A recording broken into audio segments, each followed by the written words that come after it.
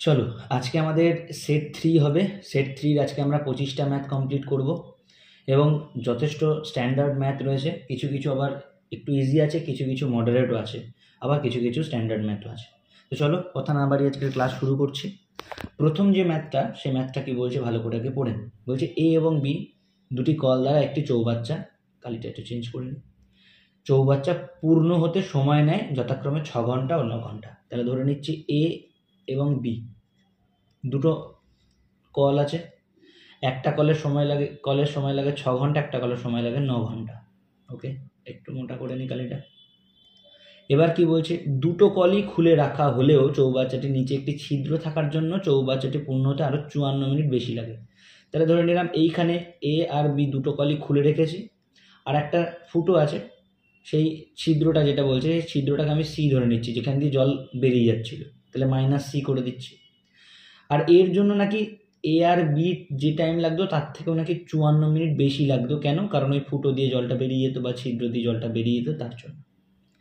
তাহলে আমি টোটাল ট্যাঙ্কটাকে কত ধরে নিচ্ছি? টোটাল ট্যাঙ্কটাকে আমি 18 ধরে নিচ্ছি। এরকমভাবে লিখলাম, কারণ এই তিনটে তো একসাথে কাজ হয়ে যাবে, বলো তাহলে সব মিলে একসাথে লিখছি। এই একটা, এই একটা, এই একদম ম্যাচিং করছেই না, যাই হোক চেষ্টা করছি। তাহলে কি দাঁড়ালো টোটাল ট্যাঙ্ক? তাহলে আমি কত ধরছি? 6 আর 9-এর লসাগু 18 ধরে নিচ্ছি। 18 ইউনিটের ট্যাঙ্ক ছিল বা 18 লিটারের ট্যাঙ্ক ছিল। তাহলে যখন 6 ঘন্টা সময় লাগতো এ কল দিয়ে, তাহলে এক ঘন্টায় 3 ইউনিট করে ভর্তি করতো। আর যখন বি কল ভর্তি করতো 9 ঘন্টা সময় লাগতো, তাহলে এক ঘন্টায় 2 ইউনিট করে ভর্তি করতো। আর এদের কতটা সময় লাগতো আমি তো জানি না, কিন্তু আমি এটা জানি যে এ আর বি দুটো নল যদি একসাথে চলতো, তাহলে 1 ঘন্টায় 3 আর 2 5 ইউনিট জল ভর্তি করতো। এটা তো আমরা বুঝতেই পারছি এখান থেকে যে এ আর বি দুজন মিলে যদি একসাথে চলতো, তাহলে এরা 5 ইউনিট জল ভর্তি করতো, যেটা এখানে করেওছে। ওরা দুজন মিলে একসাথে চলেছে, কিন্তু একটা ছিদ্র ছিল বলে ওখান দিয়ে জল বেরিয়ে গেছে, যার জন্য আরো 54 মিনিট বেশি লেগেছে। আচ্ছা আচ্ছা, এ আর বি যদি দুজনে মিলে এই 18 ইউনিট জল ভর্তি করতো দুজন মিলে, তাহলে কত সময় লাগতো? দেখো, এ আর বি দুজন মিলে 5 ইউনিট করে ভরে এক ঘন্টায় পার আওয়ার। তাহলে 18 ইউনিট ভরতে গেলে কত সময় লাগবে? 5 দিয়ে 18কে আমি ভাগ করব, যা হবে তার থেকে আমি তোমাদেরকে ব্যাচে বারবার এটা শেখাই যে উভয় দিকে 2 দিয়ে গুণ করে দাও।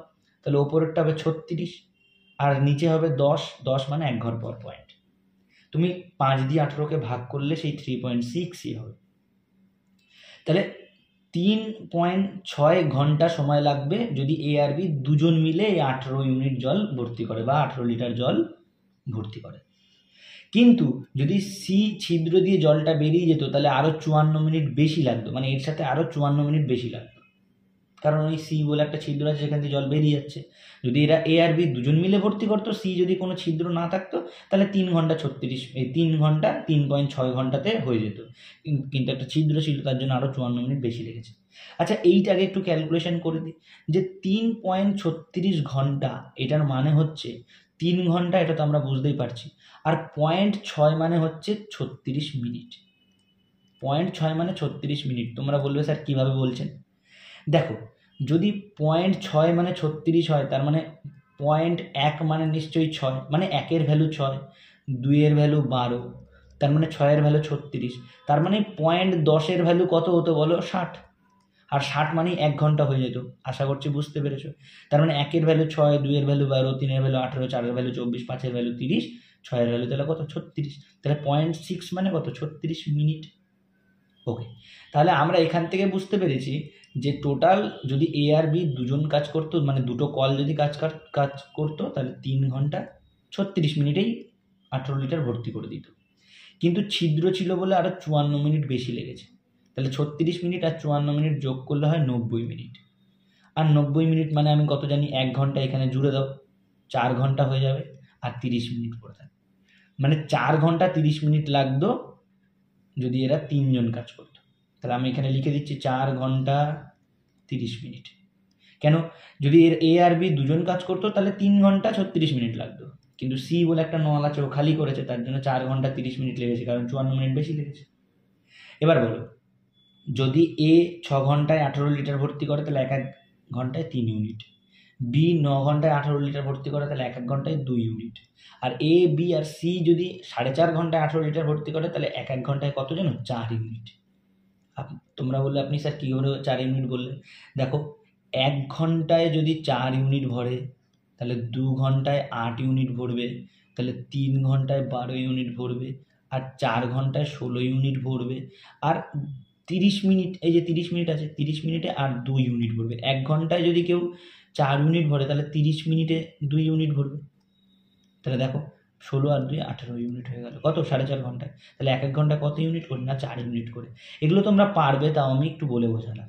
তাহলে 1 ঘন্টায় 4 ইউনিট করে এরা 3 জন মিলে ভর্তি করে। এবার কি বিষয়টা, প্রশ্নটা দেখো এবার। চৌবাচ্চাটি পূরণ হবার পর যদি এ আর বি কল দুটিকে বন্ধ করে দেওয়া হয়। আচ্ছা চৌবাচ্চাটা এবার পূরণ হয়ে গেছে 18 লিটার, এবার এ আর বি কলটাকে বন্ধ করে দিচ্ছে, তাহলে কি শুধু ওই ছিদ্রটা দিয়েই জল বেরোবে? তাহলে চৌবাচ্চাটি পুরোটা খালি হবে কতক্ষণে? মানে 18 লিটারটা খালি করতে হবে। মেন কথা হচ্ছে এইবার ভালো করে বুঝবো।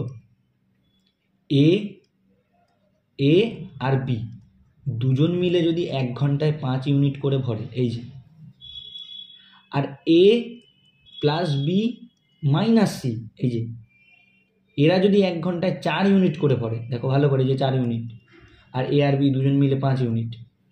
যদি এ আর বি দুজন যদি কাজ করতো, শুধু ভরতো, তাহলে 5 ইউনিট ভরতো, কিন্তু এ আর বি আর সি কাজ করছে, সি তো খালি করছে, তাহলে সব মিলে 4 ইউনিট ভরছে। তাহলে বুঝতে পারছো তো এখান থেকে যে সি 1 ইউনিট করে খালি করে দিয়েছে প্রতি ঘন্টায়। আচ্ছা সি এর ক্যাপাসিটি তাহলে পেয়ে গেলাম প্রতি ঘন্টায় 1 ইউনিট। তাহলে সি এর ক্যাপাসিটি যদি প্রতি ঘন্টায় 1 ইউনিট করে খালি করার ক্ষমতা থাকে, তাহলে 18 লিটার বা 18 ইউনিট খালি করবে সি, তাহলে 18 ইউনিট খালি করবে, তার মানে 18 ঘন্টা সময় লাগে। 18 ঘন্টা অপশন সিতে আছে। খুব সুন্দর ম্যাথ ছিল, একদম তাড়াতাড়ি করা যাবে, কিন্তু আমি বোঝানোর সুবিধার্থে একটু স্লো করছি যাতে তোমরা বুঝতে পারো। চলো পরবর্তী ম্যাথে আসছি। 2 অঙ্কের কোনো সংখ্যা এবং অঙ্ক দুটির স্থান পরিবর্তন করলে যে সংখ্যা হয় তাদের অন্তর নাকি 27। যদি সংখ্যা দুটির যোগফল 7 হয় তাহলে আসল সংখ্যাটি কত? আচ্ছা ভালো করে বোঝো, এই সমস্ত অঙ্কগুলো না আমরা সবসময়তে অপশান টেস্ট করবো, সবার আগে করে আসতে পারবো, কিন্তু আমি তোমাদের বেসিকটাও শিখিয়ে দেবো, কোনো চিন্তা নেই। অপশান টেস্ট করলে কী হবে বলো? 2 অঙ্কের কোনো সংখ্যা আছে, অপশান এ যদি নিই 52, এদের যদি স্থান বিনিময় হয়, মানে 5-এর জায়গায় 2, 2-এর জায়গায় যদি 5 হয়, মানে যদি 25 হয়ে যায়, এদের নাকি অন্তর মানে এদের পার্থক্যটা বলছে 27। দেখো এদের পার্থক্য 27 হচ্ছে কিনা। 12 থেকে 5 বিয়োগ করলে 7, হাতে 1 2 3, 5 থেকে 3 বিয়োগ করলে 2, হ্যাঁ 27 মিলে গেল। তাহলে অপশান এই সঠিক উত্তর হবে, একবারই আমরা পেয়ে গেলাম। একদম ইজিভাবে অপশান টেস্ট করলে করা যায়, মানে পারা যায়। কিন্তু স্যার যদি আমরা বেসিক ওয়েতে করতে যাই তাহলে কীভাবে করবো, এটা তো অনেকের মনে প্রশ্ন আসতে পারে। তো চলো বেসিক ওয়ে আমরা অ্যাপ্লাই করি। তাহলে আমরা ধরে নিচ্ছি যে সংখ্যাটি হলো একটা, হচ্ছে ধরি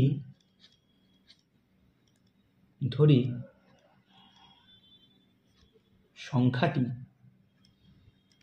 10x প্লাস ওয়াই। এখন তোমরা বলবে স্যার 10x কেন? আচ্ছা বলো, আমরা যদি দুটো সংখ্যা লিখি, ধরো আমি লিখলাম 3 আর 6, 36। আচ্ছা 36 হতে গেলে এই 3কে 10 দিয়ে গুণ করতে হবে কিনা আগে বলো, আর এই 6কে 1 দিয়ে গুণ করতে হবে, কারণ 6 তো একক স্থানীয় অঙ্ক, 6 একক স্থানীয় আর 3 দশক স্থানীয়, তাহলে 3-এর সাথে 10 গুণ হবে তবেই এটা 30 হবে, আর 6-এর সাথে 1 গুণ হবে তবে এটা 6 হবে, সবে মিলে 36 হবে। তেমনি বলো 52 মানে 5-এর সাথে 10 গুণ হবে তবে এটা 50, আর 2-এর সাথে 1 গুণ হলে 2, তবেই তো 52 হবে। তার মানে বুঝতে পারছি যে দশকের ঘরে যে আছে তার সাথে 10 গুণ হবে, তাহলে আমি ধরে নিচ্ছি দশকের ঘরে যেই হোক না কেন তার সাথে 10 গুণ হয়েছে, তাই জন্য 10x লিখেছি। আর এককের ঘরে কিছুই 1 গুণ হবে তাই লিখিনি, তাই জন্য y লিখে দিয়েছি। কেউ যদি শুধু x প্লাস ওয়াই ধরতে তাহলে কিন্তু ভুল হতো। ওকে, তাহলে 10x প্লাস ওয়াই হচ্ছে সংখ্যাটি। এবার এদের স্থান বিনিময় করব। আচ্ছা এদের যদি স্থান বিনিময় করি তাহলে এই ওয়াইটা এবার এখানে চলে আসবে, তাহলে ওয়াইয়ের সাথে 10 গুণ হবে, আর এক্সটা এককের ঘরে চলে যাবে, তাহলে এক্সটা নর্মালি থাকবে। এটা যেমন দেখো 5 ছিল, 5 এখন এককের ঘরে চলে এসছে, তার জন্য 5-এর সাথে 1 গুণ। তেমনি দেখো এক্স ছিল, এক্স এখন এককের ঘরে চলে এসছে, তাই এক্সের সাথে 1 গুণ। আর এখানে দেখো 2 ছিল, 2টা চলে এসছে দশকের ঘরে, তাই 2-এর সাথে 10 গুণ। তাই এখানে ওয়াই ছিল, এখানে চলে এসছে ওয়াইয়ের সাথে 10 গুণ। ইন্টারচেঞ্জ হয়ে গেছে, অসুবিধা নেই। এইবার তাহলে এই দুটো তো করে ফেললাম স্থান বিনিময়। এবার বলেছে নাকি আবার কি যে না, যদি দুটি সংখ্যা দুটির যোগফল 7 হয়। আচ্ছা, সংখ্যা দুটির যোগফল বলতে এক্স প্লাস ওয়াই সংখ্যা দুটি, এদের যোগফল বলছে নাকি 7। এটা আমাদের পরে কাজে লাগবে। চলো আগে এইটা দিয়ে সলভ করি। তাহলে সংখ্যা একটা পেয়ে এলাম হচ্ছে 10x প্লাস ওয়াই, আর এটার অন্তর মানে এদের মধ্যে বিয়োগফল হচ্ছে 10y প্লাস এক্স। এই বিয়োগফলটা নাকি 27। এই যে যেটা আমরা করেছিলাম 52 25 বিয়োগ করলে 27, এইটাই হচ্ছে সেই 52, এটাই হচ্ছে সেই 25, এইটাই বিয়োগ করলে 27। চলো সলিউশন করে দেখি যে সত্যি সত্যি 52 25 হচ্ছে কি না।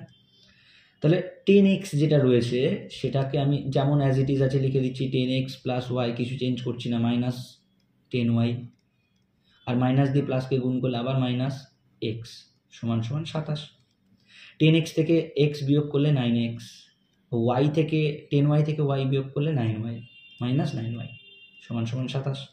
9 যদি কমন নিয়ে নিই, x মাইনাস ওয়াই সমান সমান 27, আর 9টা 27-এর নিচে চলে আসবে, কাটাকাটি হয়ে যাবে, 3 হবে। তাহলে x মাইনাস ওয়াই কত হলো? 3। আচ্ছা, x মাইনাস ওয়াই যদি 3 হয়, আর এইখানে দেখো x প্লাস ওয়াই হচ্ছে 7, এই দুটো তাহলে আমি ভ্যালু পুট করে দিই, ভ্যালু না সরি, এই দুটোকে আমি যোগ বিয়োগ করে দিই।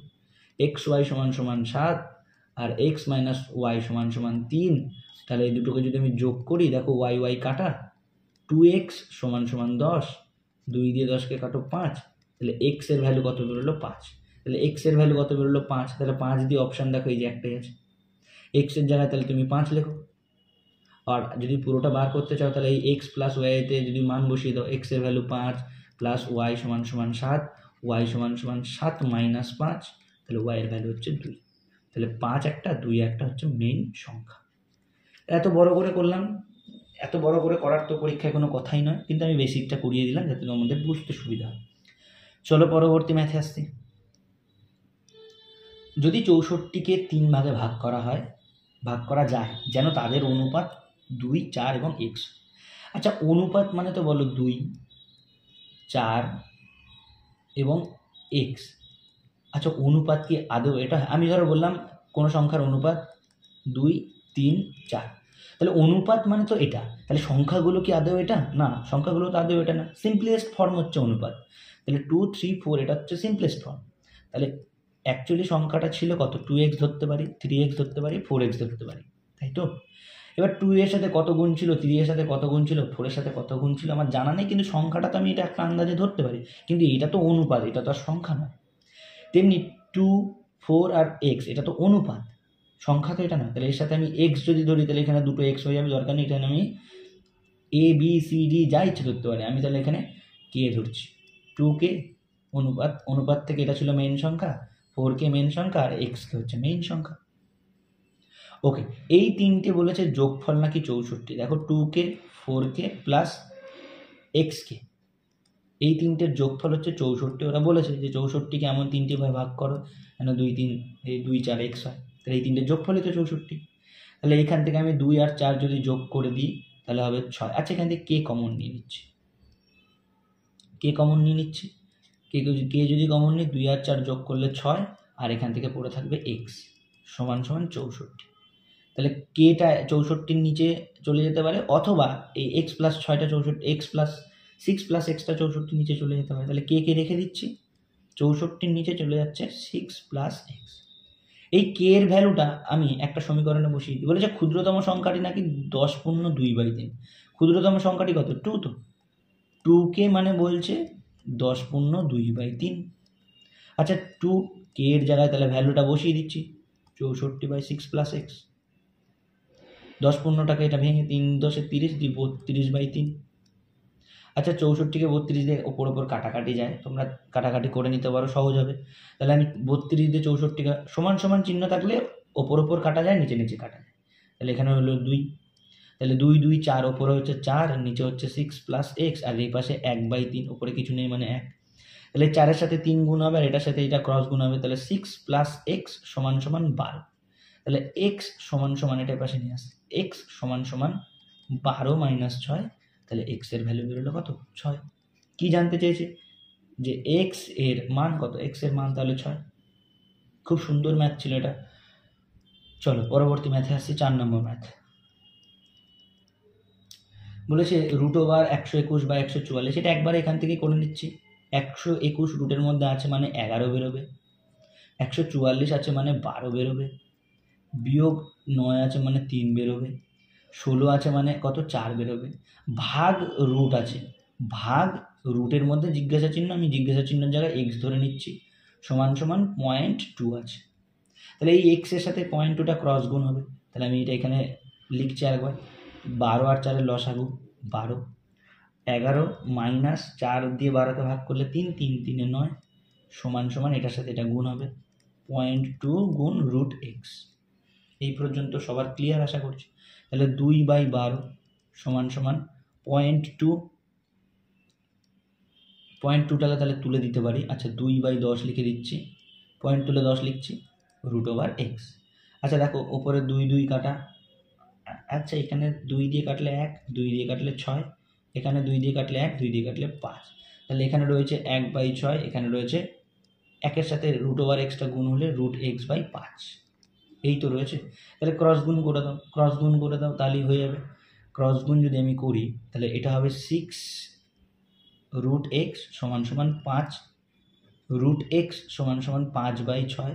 এবার দেখো রুট এক্সের মান জানতে চাইনি, জানতে চেয়েছে এই জিজ্ঞাসা চিহ্নটার মান, মানে এক্স এর মান জানতে চাইছে।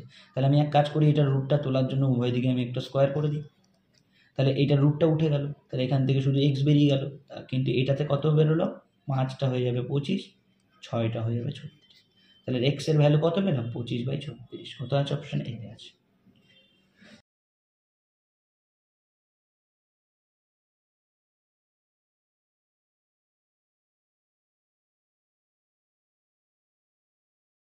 ইজি ছিল ম্যাথ, একটু ক্যালকুলেশন ছিল, ব্যাস তাহলেই কমপ্লিট। চলো 5 নম্বরে আসছি। একটি অর্ধবৃত্তের ক্ষেত্রফল হচ্ছে 77 বর্গ সেমি। খুব ভালো অঙ্ক এটা, অনেকেই সিলি মিস্টেক করে আসবে, ভালো করে বুঝে নেবে, খুবই ভালো অঙ্ক। বলেছে একটি অর্ধবৃত্তের ক্ষেত্রফল বলেছে 77। ওকে, তাহলে অর্ধবৃত্তের ক্ষেত্রফল যদি 77 হয় তাহলে আগে একটা গোটা বৃত্ত আঁকি, আগে একটা পূর্ণ বৃত্ত আঁকি। যাই হোক বৃত্তটাও তো ভালো করে হলো না, চেষ্টা করি আর একটু ভালো করে আঁকার। হ্যাঁ, এই বৃত্তটাকে যদি আমি মাঝখান থেকে ভাগ করি, মাঝখানে কেন্দ্রবিন্দু। আচ্ছা বলেছে অর্ধবৃত্তের ক্ষেত্রফল বলেছে 77। আচ্ছা অর্ধবৃত্তের ক্ষেত্রফল 77, বৃত্তের পুরো বৃত্তের ক্ষেত্রফল কত বলো, πr²। কিন্তু অর্ধবৃত্তের বলেছে, তার মানে অর্ধেক করতে গেলে 2 দিয়ে ভাগ করে দাও, আর এটাই বলছে কত না 77। ওকে, পাই মানে কত, 22/7 গুণ r² সমান সমান 77 গুণ 2, পাশে লিখে দিচ্ছি। ওকে, 2 দিয়ে 22কে যদি কাটি 11, 11 দিয়ে 77কে কাটলে 7, 7 গুণ 7 r² সমান সমান 7² তাহলে r সমান সমান হচ্ছে 7। আচ্ছা r মানে কি, ব্যাসার্ধ, r মানে কি এতটুকু, এই যে ব্যাসার্ধ, ব্যাসের অর্ধেক, তাহলে r পেয়ে গেলাম আমি। এখন জানতে চেয়েছে কি বলতো, জানতে চেয়েছে উহার পরিসীমা কত। উহার পরিসীমা বলতে দেখো অর্ধবৃত্তের কথা বলেছে, অর্ধবৃত্তের পরিসীমা জানতে চেয়েছে, তাহলে অর্ধবৃত্তটা আমি এখানে একটু আঁকছি। এটা হচ্ছে অর্ধবৃত্ত, এই যে এইটাকে যদি আমি কাটি, এখান থেকে যদি আমি কাটি, এটা হচ্ছে অর্ধবৃত্তটা, এইটার পরিসীমা জানতে চেয়েছে। আচ্ছা পরিসীমা মানে কি বলতো, চারিদিকে আমি কভার করব, মানে পুরোটাকে বেড়া দিতে হবে, পুরোটা, তার মানে এই দাগটাও আমাকে নিতে হচ্ছে। আর এই দাগটা আমি কোনটা বলছি বলো, এই অর্ধেকটা যদি ব্যাস হয়, এই ব্যাসার্ধ হয়, তাহলে পুরোটা হচ্ছে দাগটা, ব্যাসটাই হচ্ছে দাগ। তাহলে আর মানে যদি 7 হয়, মানে এই অর্ধেকটুকু যদি 7 হয়, তাহলে পুরোটুকু কত হবে বলো, 2r মানে কত হবে 14। তার মানে এই দাগটা কত পেয়ে গেলাম, 14। বুঝতে পেরেছো আশা করছি, আর একবার এঁকে দেখাই। এই অর্ধেকটুকু যদি 7 হয় তাহলে এই অর্ধেকটুকু আরও 7, তাহলে 7 7 14 হচ্ছে এই দাগটা। এখন আমাকে বার করতে হবে এই ব্যাকার গোলটুকু, অর্ধেক গোলটুকু।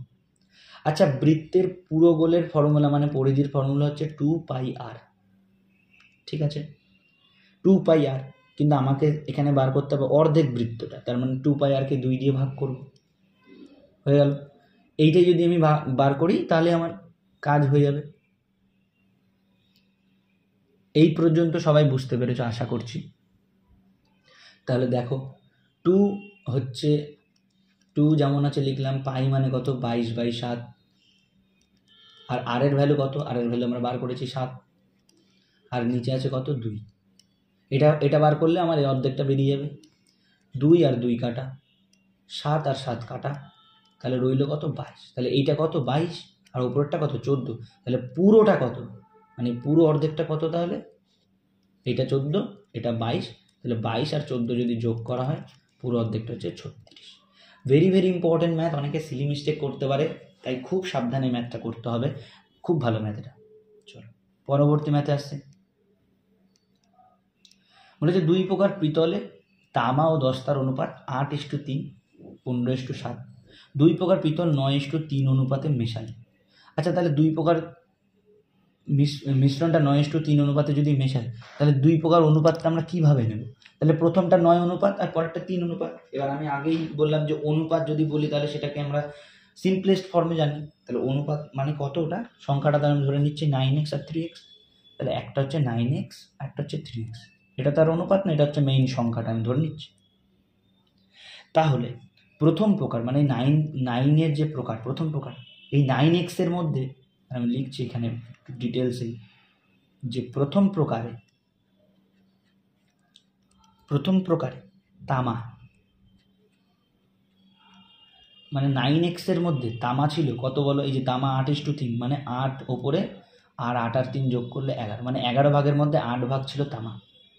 এটা যদি সলভ করে 8 9 72x হচ্ছে তামা।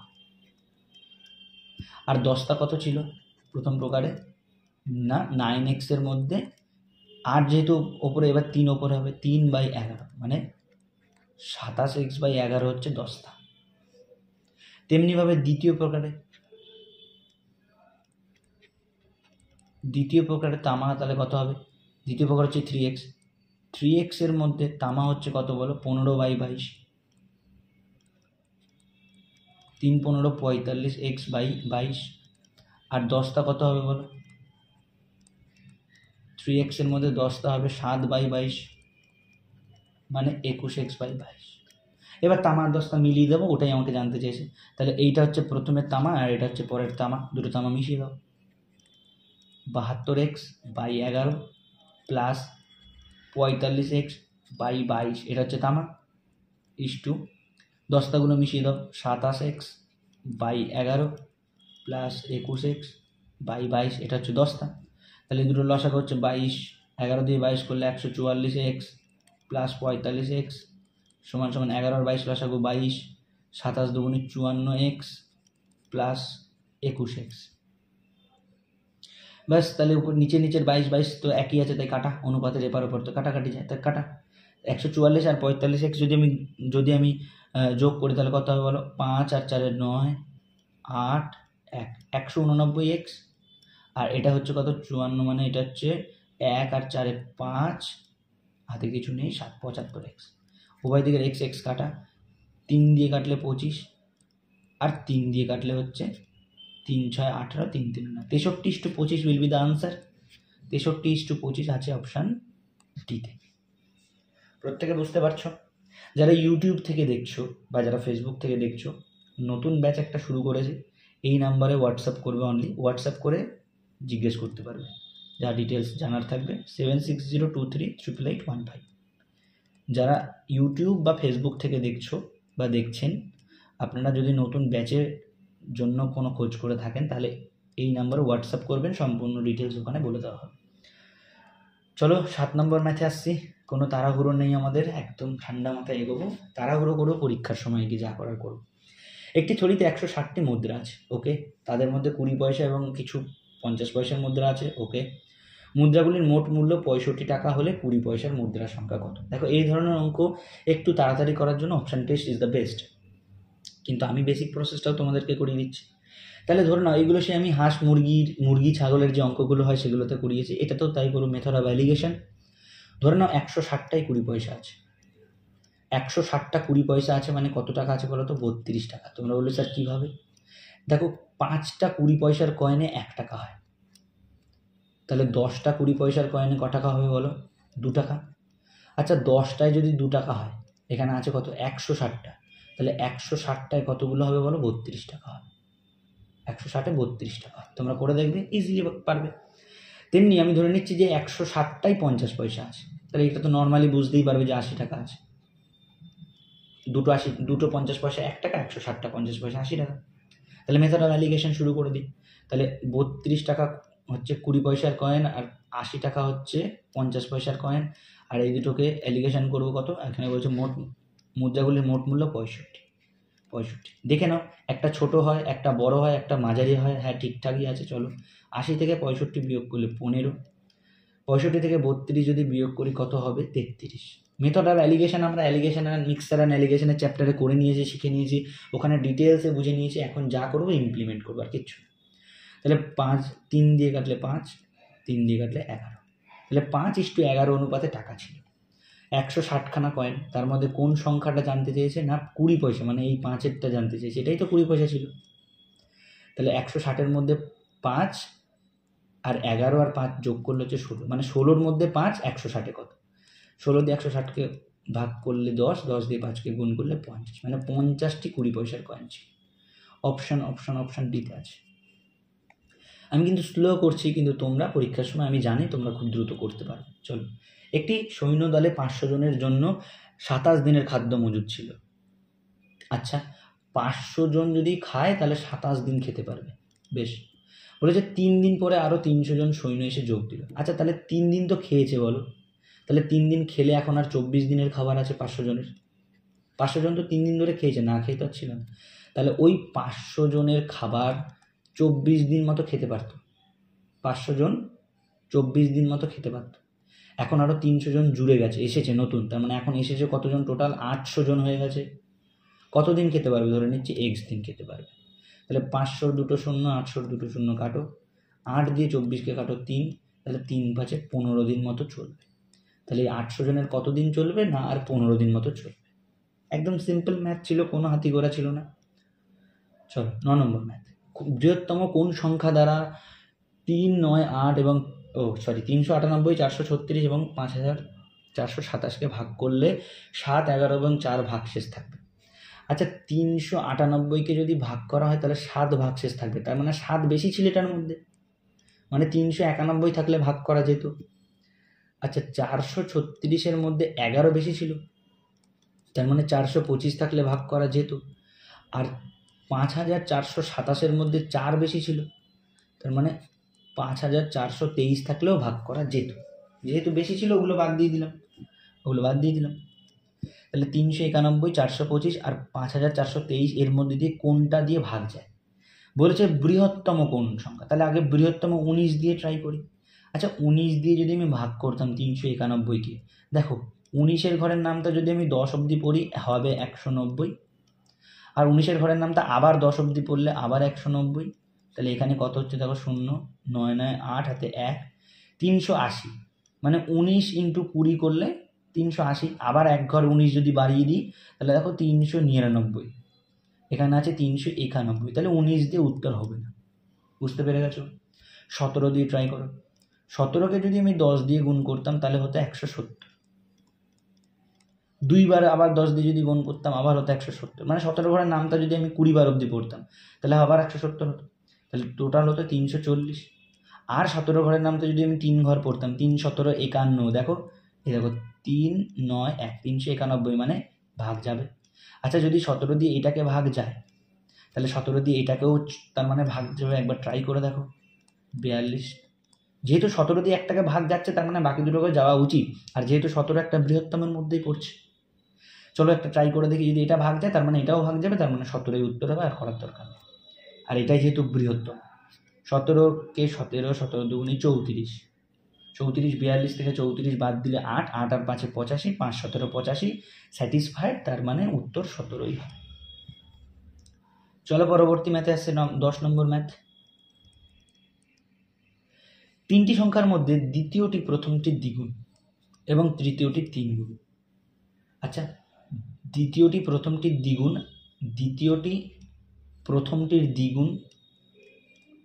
আর তৃতীয়টির 3 গুণ। আচ্ছা, তাহলে এক কাজ করি, তৃতীয়টি 3 গুণ মানে আমি তৃতীয়টিকে যদি 2 ধরি, এর 3 গুণ হচ্ছে 6, আর এর দ্বিগুণ মানে হচ্ছে এটা হচ্ছে 3। একদম সিম্পল হিসাব। তাহলে আমি সংখ্যাটাকে ধরে নিচ্ছি একটা 3x, একটা 6x আর একটা 2x। ব্যাস। বলেছে যদি তিনটি সংখ্যার গড় 44, আচ্ছা তিনটি সংখ্যার মোট কত? 3x plus 6x plus 2x, এদের গড় মানে 3 দিয়ে ভাগ হবে, আর এটাই বলেছে 44। তাহলে তিনটে যোগ করলে হয় 11x/3 সমান সমান 44। 11 দিয়ে 44কে কাটলে 4, 3 দিয়ে 4কে গুণ করলে 12। এক্সের ভ্যালু যদি 12 হয়, জানতে চেয়েছে বৃহত্তম সংখ্যা মানে বড়টা মানে 6x, তাহলে 6 ইন্টু এক্সের জায়গায় 12 লিখব, বৃহত্তম সংখ্যাটি হচ্ছে 72। সিম্পল ম্যাথ ছিল, হাতি গোড়া কিচ্ছু ছিল না। চলো, কল্যাণী থেকে শিয়ালদা পর্যন্ত যাওয়ার সময় ট্রেন 30 কিলোমিটার/ঘন্টা গতিবেগে যায় এবং 50 কিলোমিটার/ঘন্টায় শিয়ালদা থেকে আবার কল্যাণীতে ফিরে আসে।